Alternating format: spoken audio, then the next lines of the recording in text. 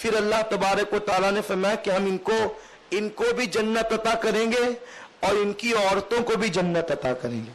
अब वहां पर औरतों का जिक्र इसलिए आया कि शौहर नेक होगा और उसके नक्शे कदम पर औरत चलेगी तो दोनों मियाँ बीवी जो दुनिया के अंदर एक दूसरे के रिश्ते में जुड़े हुए थे तो जन्नत में भी अल्लाह तबारक व तआला उन दोनों को रिश्ते में जोड़ देगा और हर शौहर को उसकी बीवी मिलेगी। फिर आप लोगों के सवालात खड़े हो जाएंगे, इसलिए मैं इस पर थोड़ा सा तफसीरा कर दूं। फिर किसी को 2 बीवियां हैं तो अल्लाह ताला उसको 2 अता करेगा। खैर वैसे तो जन्नत के अंदर कई कई बीबियां होगी, लेकिन दुनिया की बीबियां भी शौहर के निकाह में वहां दी जाएगी। फिर ऐसा भी कोई औरत ऐसी है कि जिसके 2 या 3 शौहर हुए हैं, जैसे कि एक से तलाक हो गया, दूसरे से निकाह किया, उसका इंतकाल हो गया, फिर तीसरे के निकाह में रही और फिर उसमें इंतकाल हुआ, तब तीनों में से कौन से शौहर के निकाह में वो एक रहेगी, ये भी एक मसला है।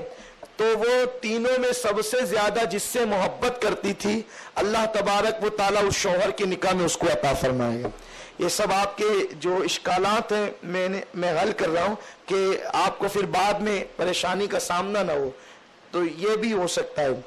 और कभी ऐसा भी होगा कि माज़अल्लाह किसी औरत का शौहर जहन्नमी होगा या वो काफी हो जाएगा, तो ऐसी सूरत में क्या होगा, तो फिर उस औरत को किसी नेक परहेजगार के निकाह में अल्लाह ताला जन्नत में अता फरमाएगा। जैसे फिरौन आसिया का शौहर वो जहन्नमी है और वो कुफ्र पर मराए खुदा होने का उसने दावा किया है, तो अब आसिया का क्या होगा, तो आसिया ने चूंकि इतना सब्र किया, नेक अमाल किए, तो अल्लाह तबारक व तआला आसिया को हुजूर रहमत आलम सल्लल्लाहु अलैहि वसल्लम के निकाह में अता फरमाएगा।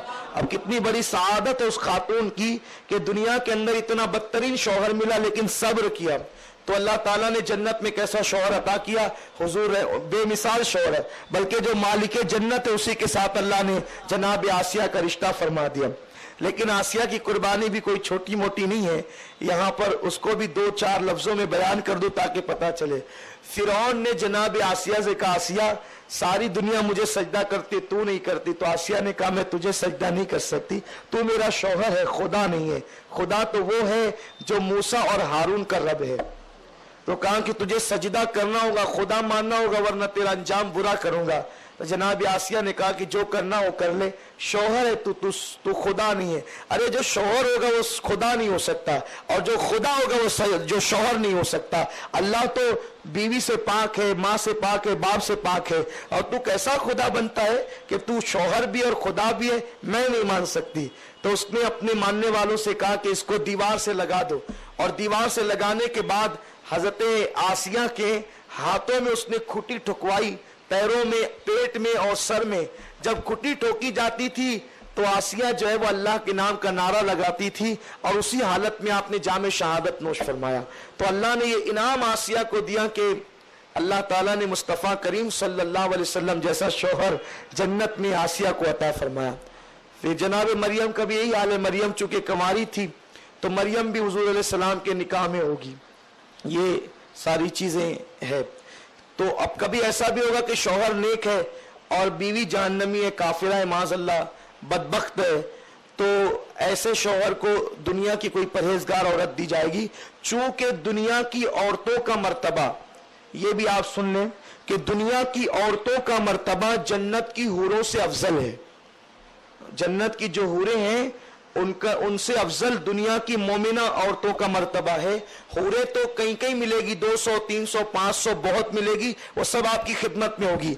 अब फिर ये कि इनके मर्तबे अफजल है जो हमारी औरतें, मोमिना औरतें, और वो लोग तो बहुत खूबसूरत है, उनका हुस्न तो बहुत है।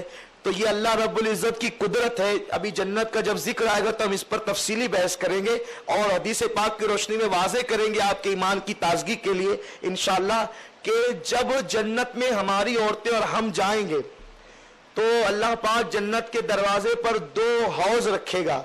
एक हौज में जाने से पहले जब गुस्ल करेंगे तो हमारा हुस्न जन्नत के हूरों से ज्यादा हो जाएगा, और हमारे औरतों का भी जो ईमान वाली औरतें हैं उनका हुस्न भी जन्नत की हूरों से ज्यादा हो जाएगा।